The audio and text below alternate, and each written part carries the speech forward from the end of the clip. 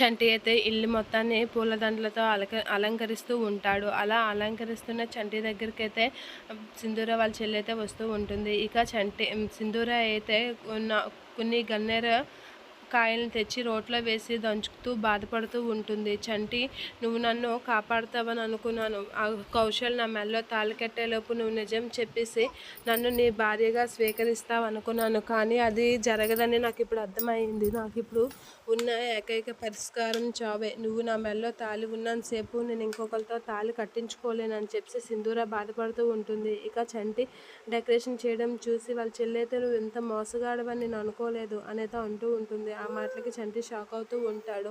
ఇక చంటి అయితే ఏంటి నేనేం చేశాను అని అంటే, నువ్వు చాలా మోసం చేసావు.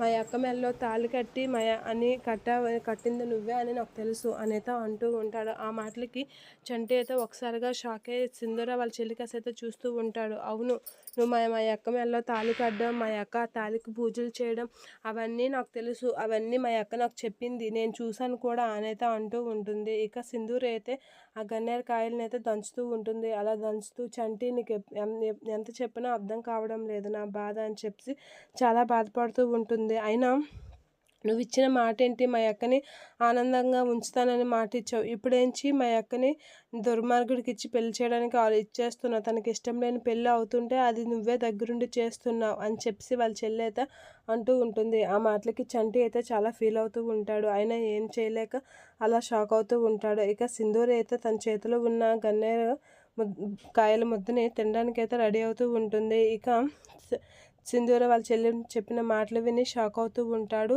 చంటి.